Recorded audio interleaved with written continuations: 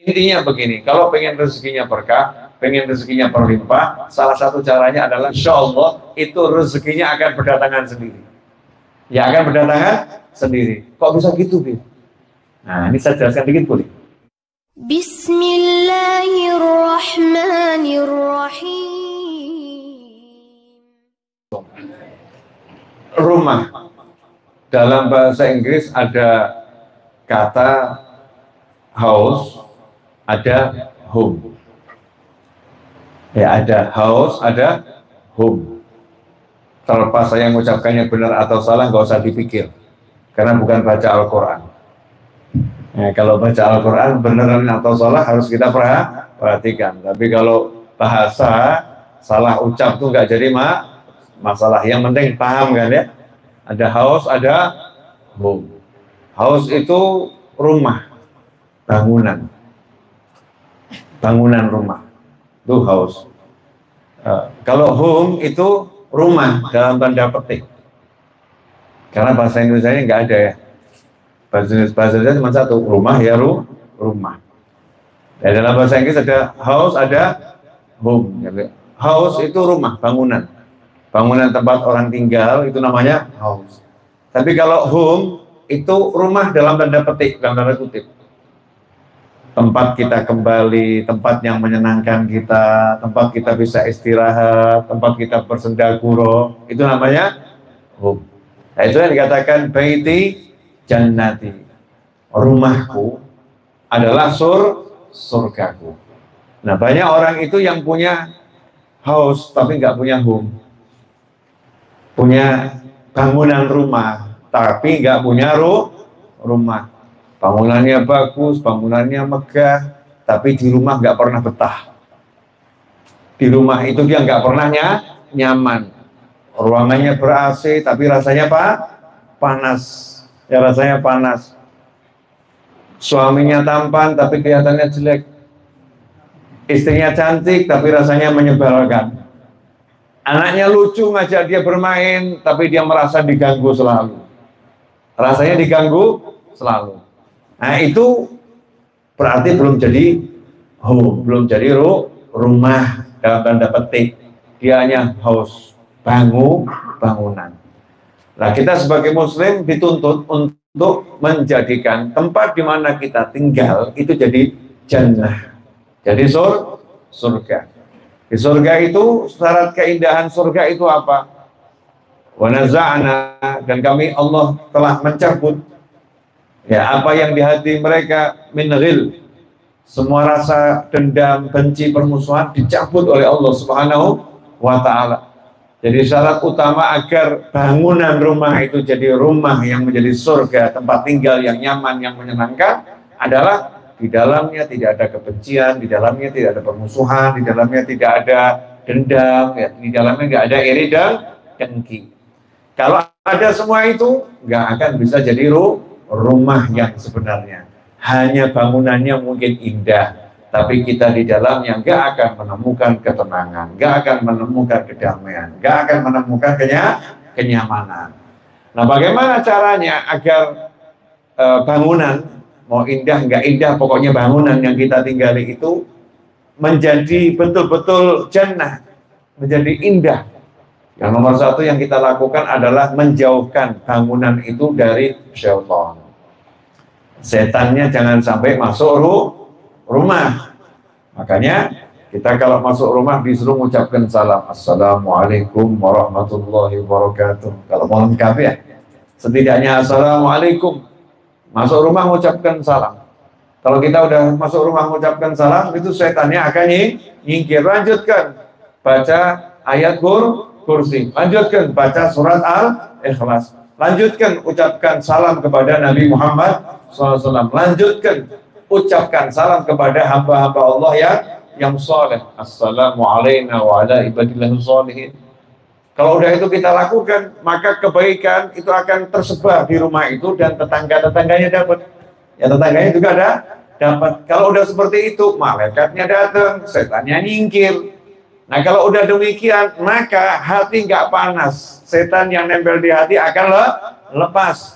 sebagaimana dikatakan oleh Al-Habib Umar bin Muhammad bin Salim bin Habib Allah bituli hayati, ketika seseorang itu keluar dari rumahnya melakukan satu perjalanan, dia baca bismillahi amantu billah tawakkaltu 'ala Allah la haula wa la quwata illa billahil azim, maka setan yang menemani dia, qarinnya ya, qarin itu setan yang selalu lekat, nggak pernah pisah, qarinnya akan pergi menjauh meninggalkannya. Ya, pergi menjauh meninggalkannya, sehingga ditanya sama setan-setan yang lain, kenapa kamu tinggalkan sahabatmu itu? Kenapa kamu jauh dari dia? Maka dijawab, apa yang bisa kita lakukan terhadap seseorang yang sudah diberi petunjuk oleh Allah Ta'ala, sudah dijaga oleh Allah Subhanahu wa Ta'ala, dan seterusnya. Karena orang tadi membaca doa mau keluar dari rumah. Nah sekarang ini, ya banyak di antara kita, umat Nabi Muhammad SAW, yang lupa adab-adab masuk rumah. Kelihatannya sederhana, kelihatannya sepele, kelihatannya itu simple ya, tapi ternyata dampaknya luar biasa. Orang-orang soleh terdahulu sampai kalau lupa ngucap salam, keluar dulu.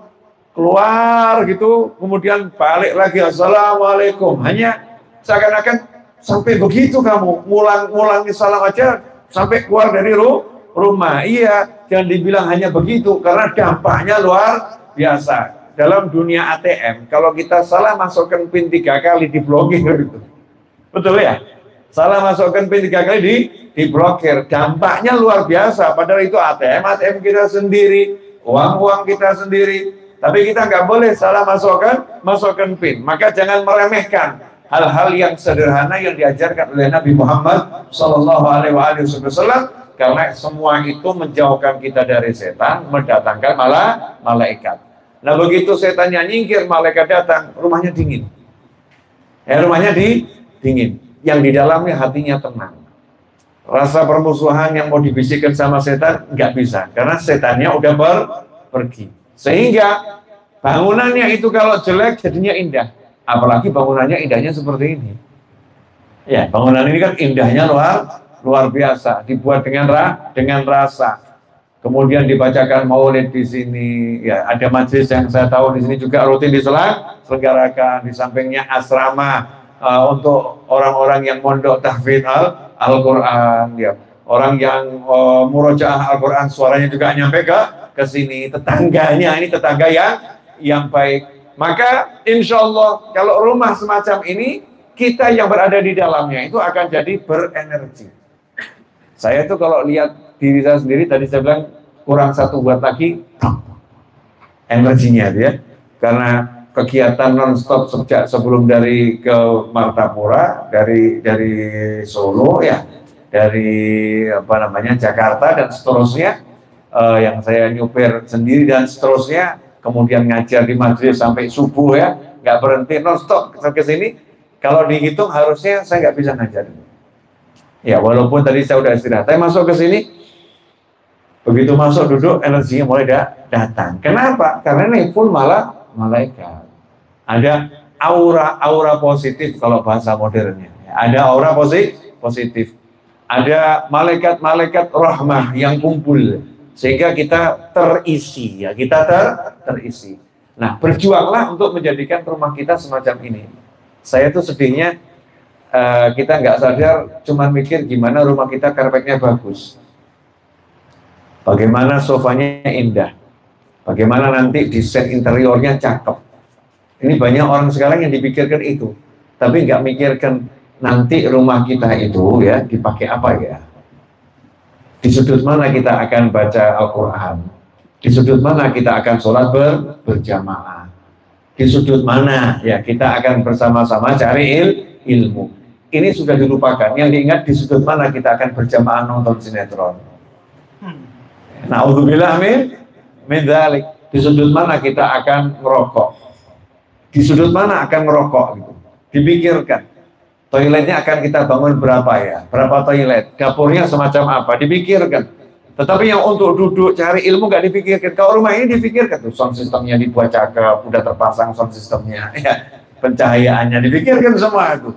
Ya bahkan udah dipikirkan sama yang punya rumah, nanti kalau acaranya ini laki-laki, ya saya sebagai perempuan biar bisa lewat caranya bagaimana gitu. Udah dipikirkan, ada pintu rahasianya. Saya udah tahu karena saya udah kesini. Ya ada pintu rahasianya biar perempuan bisa keluar masuk itu nanti mau mudah di sudut tertentu dari kamar mau keluar kan nggak bisa kalau lagi semua.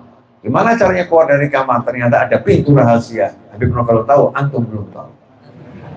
Betul ya? Nah, ya karena saya udah survei lokasi.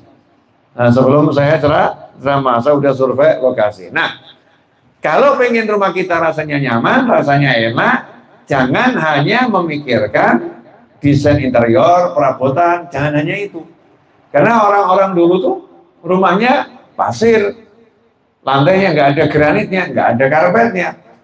Ya, bahkan tempat tidurnya itu dipan dari kayu, nggak ada kasurnya. Atapnya itu kalau hujan bocor, bocor. Kalau anginnya agak kenceng bisa terbang atapnya. Tapi kok nyamannya luar biasa. Kenapa? Karena sudah ada sudut untuk tempat kumpulnya malaikat. Di sudut ini tempat untuk zikir, tempat untuk wirid. Sehingga malaikatnya di sekitar tahu. Kalau mau cari parkir tuh di sini. Malaikatnya tahu tempat parkir.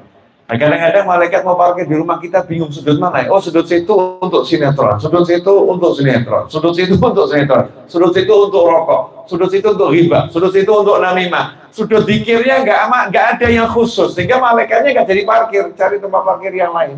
Nah, setan, masya Allah, setan begitu cari tempat parkir di rumah kita gampang. Oh, itu sudut sinetron, yuk parkir di sini, yuk. Ya. Oh, itu sudut drama Korea, tempat parkir di situ, yuk. Oh, itu sudut rokok, yuk kita parkir di situ. Banyak tempat parkir setan di rumah kita, tapi kurang tempat parkirnya malah malaikat.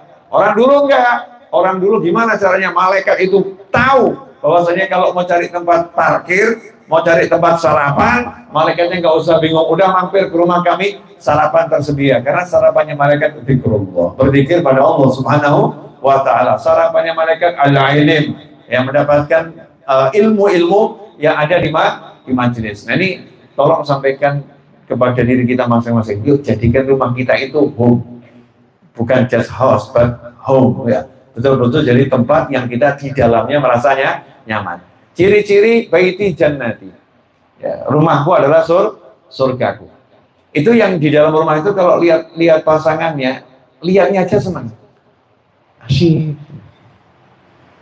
Sehingga tidak pengen keluar. Masa di surga pengen keluar? Ada orang di surga pengen keluar? Nggak ada. Itu ada satu cerita di suatu pesantren ada murid-murid khusus. Jadi murid-murid senior. Tiap malam itu murid-murid senior tadi pergi meninggalkan pondok. Ya, kembalinya itu setelah matahari terbit. Baru pulang ke pondok. Akhirnya pimpinan pesantrennya yang orang soleh wali Allah ngomong sama murid-murid senior tadi. Kalian ini kalau malam kemana? Kok nggak ikut tahajud di musola? Pada menghilang kemana? Maka dijawab sama murid-murid tadi, guru mohon maaf, sebetulnya ini rahasia. Kalau bukan guru yang nanya, kami nggak akan bocorkan.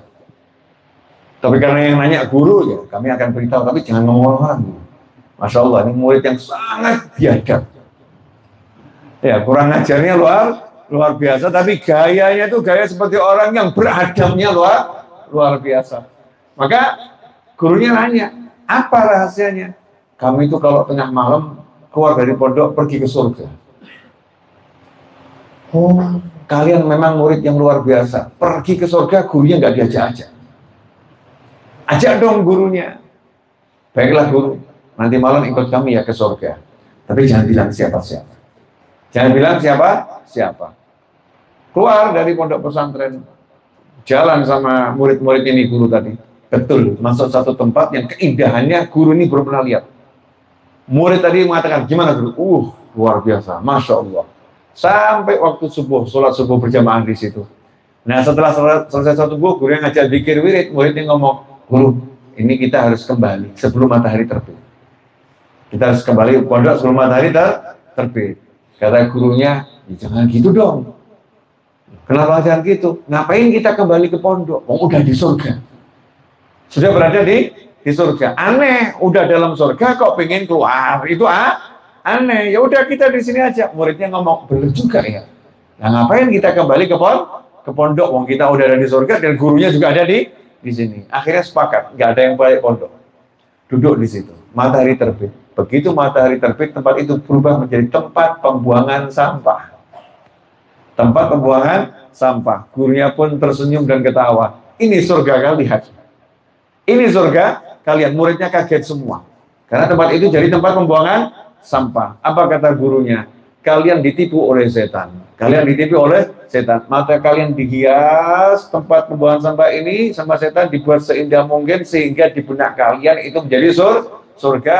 Karena setan tidak mau kalian istiqomah tahajud di pondok pesantren, biar kalian bermalas-malasan di tempat ini, nggak ibadah tapi malas-malasan melihat keindahan seakan-akan di surga. Kalian ditipu oleh setan.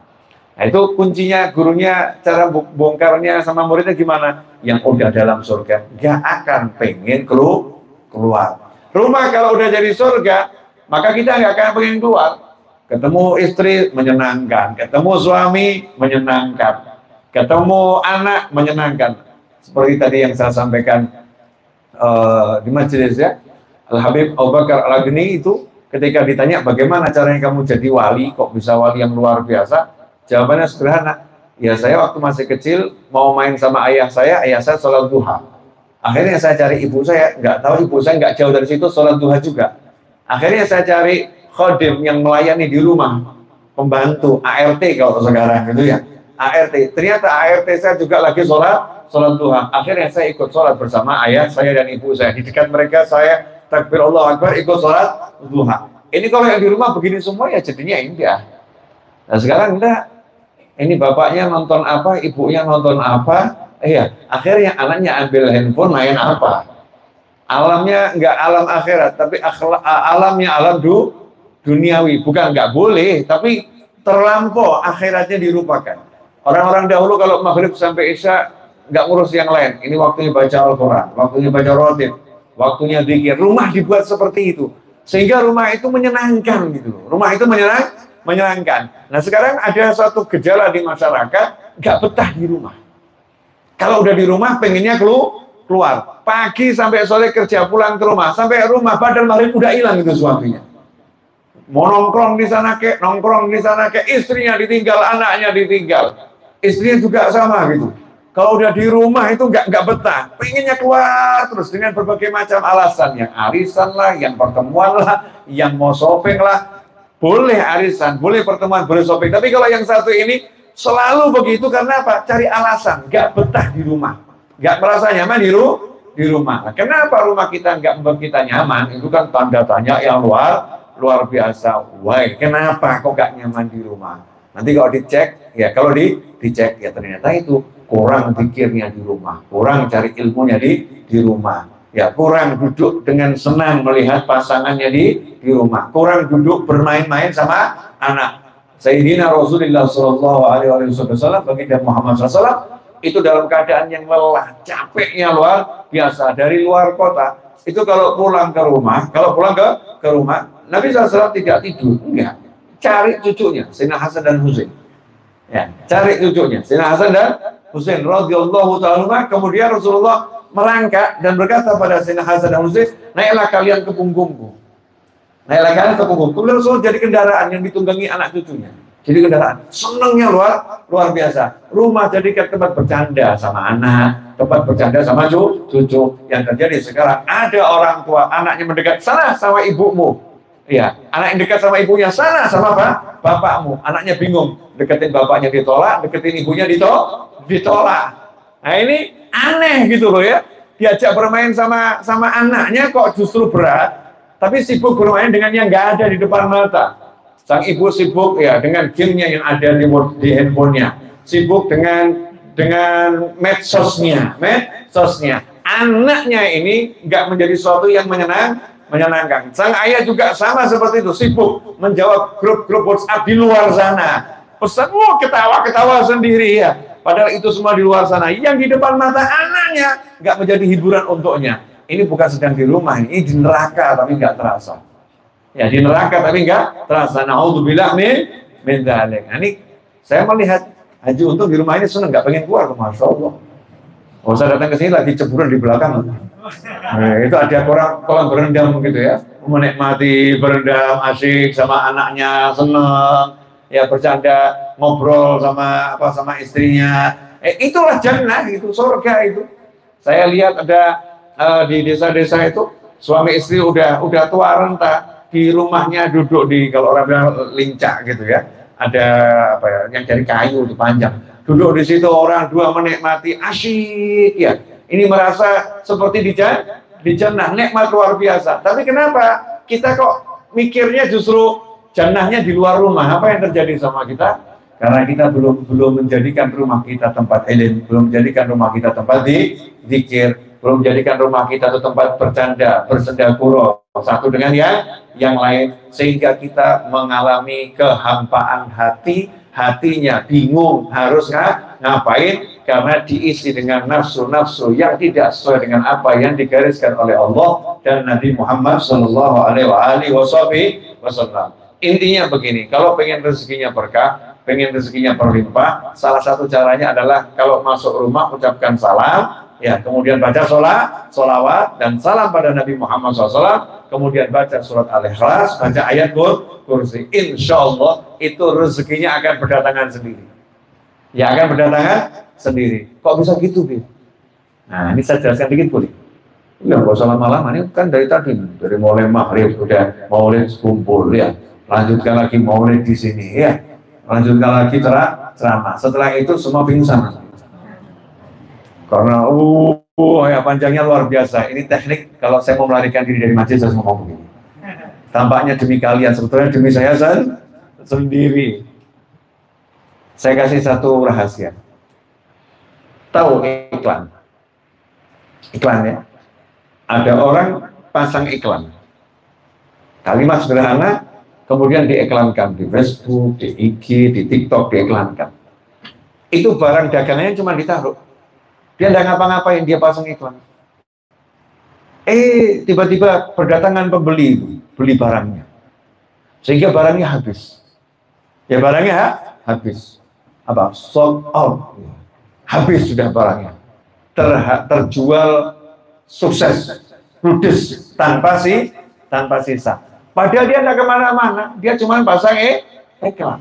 Nah, kalau orang pasang iklan dengan algoritmanya TikTok ya, dengan algoritmanya Facebook, dengan mesinnya Instagram dan semacamnya, itu bisa menyebabkan pembeli berdatangan. Masa dirimu nggak percaya? Kalau kamu masuk rumah baca Al-Ikhlas, baca sholawat, baca ayat kursi, kemudian malaikat mengiklankan dirimu di alam sana, wa rizqukum fis sama'i wa ma tu'adun, kata Allah Ta'ala, rezekimu itu ada di langit, yang dijanjikan kepadamu juga ada di langit. Kenapa kamu cari rezekimu di pasar? Mau rezekimu itu di langit. Makanya orang-orang soleh nggak pernah cari rezeki di pasar. Ke pasar itu bukan untuk cari rezeki, tetapi untuk menjalankan syariat ilahi, untuk beribadah, cari rezekinya ke langit. Gimana cara cari rezeki langit? Dengan sholat duha, baca surat Al-Waqiah, baca maulid, baca sholawat, baca istighfar, masuk rumah dengan adab dan semacamnya. Itu amalan-amalan langit. Maka Allah akan datangkan rezeki baik lewat pasar maupun nggak lewat pasar. Ya, baik lewat pekerjaan yang betul-betul ditekuni atau mungkin kerjanya biasa-biasa saja. Allah akan datangkan rezeki. Maka jangan pernah cari rezeki di pasar, karena banyak orang yang ke pasar cari rezeki pulang justru kehilangan rezeki. Betul ya?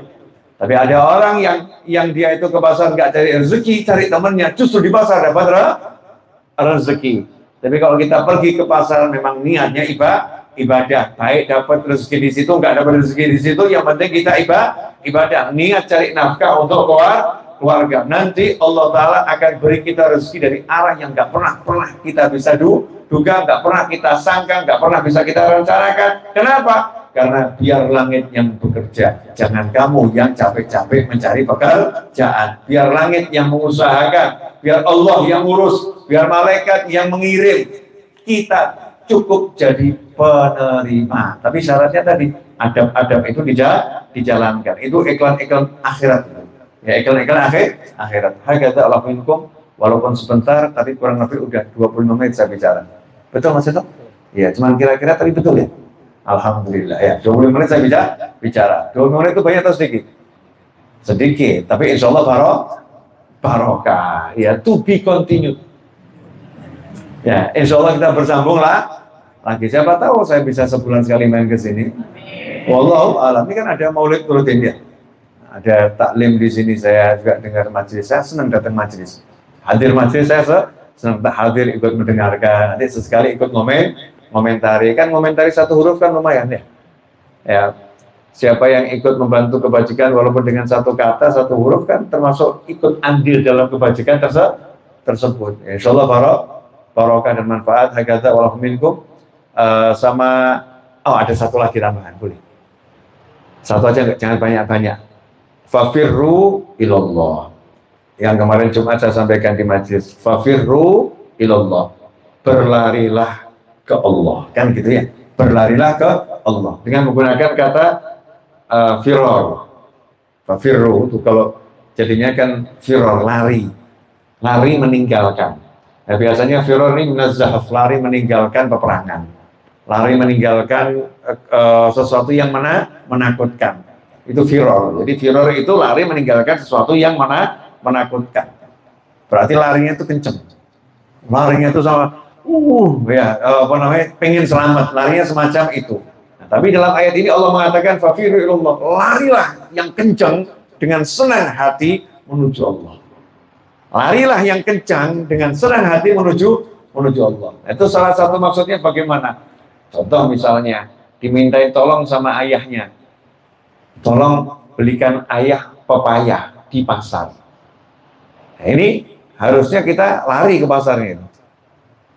Kenapa? Nah, itu namanya makna fafirru ilallah. Larilah ke Allah. Menyenangkan orang tua itu berarti menjalankan perintah Allah Subhanahu wa ta'ala. Dipanggil sama gurunya, bisa nggak ke sini? Kita lagi sibuk di kantor, ya tinggalkan tuh kantor, lari samperin gurumu. Itu namanya fafirru ilallah. Nah, kadang-kadang aneh, kalau untuk dunia, masya Allah larinya cepat itu. Tapi kalau dipanggil sama ibunya lambat, dipanggil sama ayahnya lambat, diminta tolong sama kakaknya lambat. Masya Allah, beratnya luar biasa. Tapi kalau untuk urusan duit, itu semangatnya luar biasa. Nah, ini kita diajarkan lari mengejar Allah dengan senang hati. Misal kalau ada tetangga minta tolong ya, bisa pinjam. Misal kita punya kendaraan yang lagi nganggur, tetangga butuh. Bisa saya pinjam mobilnya untuk mengantarkan ayah saya ke rumah sakit, misal begitu ya. Kita harusnya menyambutnya itu dengan berlari, bukan kita nanti ya 2 jam lagi ya keburu mati itu. Harus kita berani, siap sekarang, nggak nunggu ada supir, kita antarkan sendiri. Itu makna firor, lari, mengejar ampunannya Allah, mengejar rahmatnya Allah, mengejar karunia Allah, mengejar rezeki dari Allah Subhanahu wa ta'ala. Nggak ada kata berjalan dalam Al-Quran itu hal kebaikan, lari gitu loh. Maka katakan, siru ilallah urjan al-makasir. Berjalanlah kalian, pergilah kalian dengan kata siru. Ya, saro yasri itu perjalanan yang cepat. Yang perjalanan yang cepat, bukan yang saro yasri. Siru ilallah, Isra Mi'raj itu perjalanan yang cepat dengan kecepatan tinggi. Berjalanlah ke Allah dengan cepat, urjan au makasir. Baik dalam keadaan kamu itu kakinya lagi sakit, pincang kamu ya, atau makasir, atau kakimu patah. Jangan beralasan kaki saya lagi sakit, tidak mau jalan ya. Sakit, ngesot, tapi jangan seperti yang ada di sinetron apa itu ya. Ngesotnya pelan-pelan, enggak, ngesotnya cepat. Ya, walaupun ngesot akan cepat, merangkak juga dengan cepat. Enggak punya kaki, dia akan bergerak. Gimana caranya cepat? Berjalan sama Allah ya gitu. Saya lagi banyak dosa ya, kamu banyak dosa ya cepat sana ke masjid. Banyak dosa cepat sana ke majelis. Banyak dosa cepat sana datangi orang tua, cium tangannya, birrul walidain. Itu namanya orang yang betul-betul cari ridhonya Allah Subhanahu wa ta'ala. Tinggal kita nanti praktek. Jadi kalau ditanya teman gitu ya, mau kemana? Lari mengejar Allah. Nah, itu berarti dia lagi datengin orang tuanya. Istri dipanggil sama suaminya, "Dik, sayang, jangan sebentar. Sayang, nanti dulu. Ya, cerewet." Ini naudzubillah min dzalik. Kalau suaminya yang manggil, itu panggilan dalam tanda petik panggilannya Allah Ta'ala. Karena Allah memerintahkan kita taat pada suami. Begitu dipanggilnya nggak maksiat, itu langsung suami anak wa atana labbaik. itu flash, udah dari depan mata. Cepat betul, iya. Panggilanmu itu buat saya nilainya seperti Allah yang perintah segera mendatangi. Gak mungkin saya tunda. Dan senang hati, dengan sumringah, dengan senyum, ya, dengan menunjukkan kebahagiaan. Kalau ini kita lakukan, maka hidup kita itu penuh dengan semangat. Ketika berbuat baik itu energik, berbuat baik itu semangat. Nah, mudah-mudahan yang sedikit ini manfaat.